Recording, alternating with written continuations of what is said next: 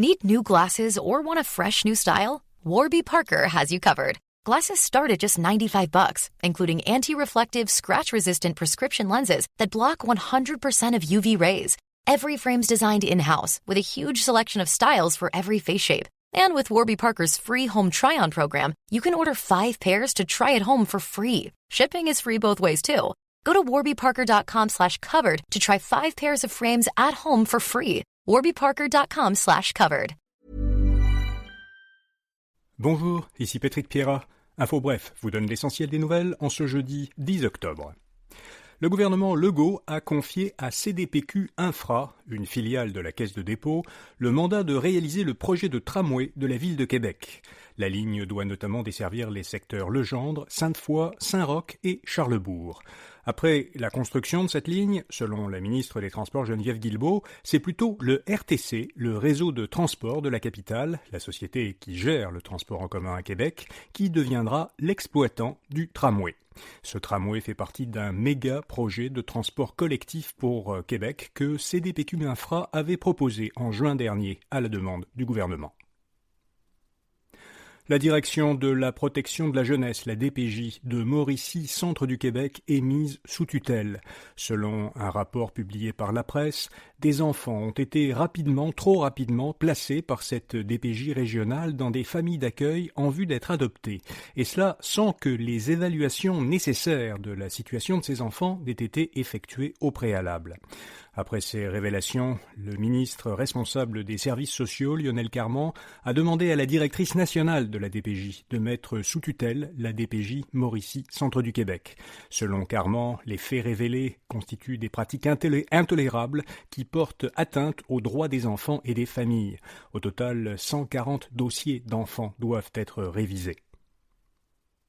Le Bloc québécois presse le Sénat d'adopter son projet de loi sur la gestion de l'offre.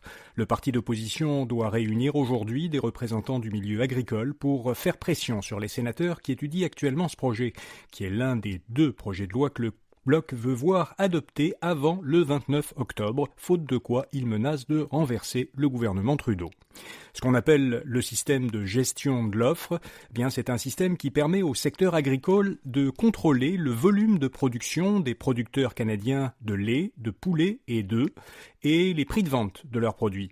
Ce système a pour effet de limiter la quantité d'œufs, de volailles et de produits laitiers qui peuvent être importés au Canada. Le projet de loi bloquiste vise à garantir que la gestion de l'offre soit exclue de toute future négociation commerciale avec d'autres pays. Donc, si ce projet est adopté, le gouvernement fédéral ne pourrait pas, lors de négociations avec ses partenaires commerciaux, autoriser l'importation au Canada d'une plus grande quantité des produits concernés. Le projet de loi a déjà été approuvé par la Chambre des communes, mais il est bloqué au Sénat depuis maintenant 1 an. Patrick Bonin quitte Greenpeace et devient candidat pour le Bloc québécois. Le responsable de la campagne Climat-Énergie de Greenpeace Canada briguera, lors de la prochaine élection fédérale, un siège dans la circonscription de Repentigny, dans l'Anaudière. Selon Patrick Bonin, la transition écologique du Québec est ralentie par le gouvernement fédéral. Il soutient que pour être vert, le Québec devra devenir indépendant. Selon les agences Bloomberg et Reuters, Alimentation Couche-Tard a bonifié d'environ 20% son offre pour acheter la société japonaise Seven & I. Cette société exploite 85 000 dépanneurs, dont ceux de la chaîne 7-Eleven. Couche-Tard offrirait maintenant l'équivalent de 64 milliards de dollars. Seven & I avait refusé plus tôt cet été une première offre de 54 milliards. L'entreprise avait demandé à Couche-Tard de revoir sa proposition. Le géant minier Rio Tinto a confirmé qu'il achetait le producteur américain de lithium Arcadium Lithium. Rio Tinto voit du potentiel dans l'acquisition d'Arcadium parce qu'elle prévoit que la demande mondiale en lithium augmentera d'au moins 10% par an jusqu'en 2040. Au Québec, Arcadium possède 50% du projet Nemaska Lithium. L'autre 50% appartient à Investissement Québec. Une Québécoise est nommée à la tête de la principale usine de Northvolt en Suède. Angeline Bilodeau, qui est actuellement vice-présidente des opérations de Northvolt en Amérique du Nord, sera désormais également vice-présidente principale par intérim des opérations de l'usine ETT en Suède.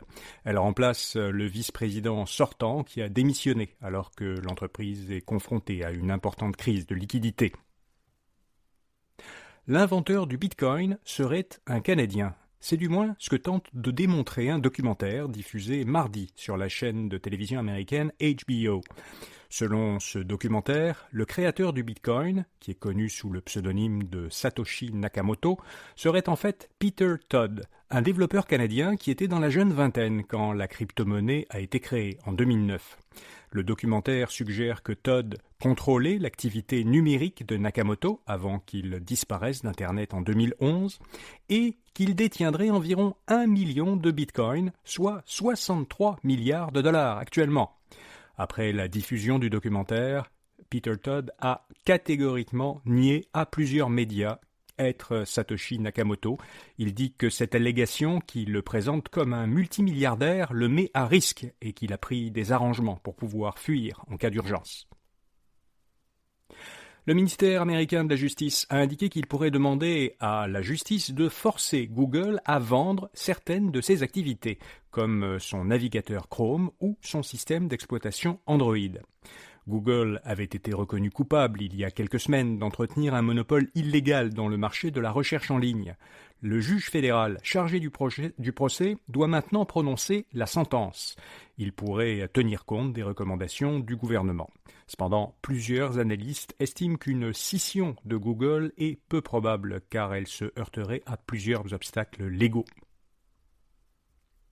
Et puis le prix Nobel de chimie a été décerné à 2 Américains et un Britannique. Le biochimiste américain David Baker a réussi l'exploit presque impossible, selon le comité Nobel, de créer de nouvelles protéines.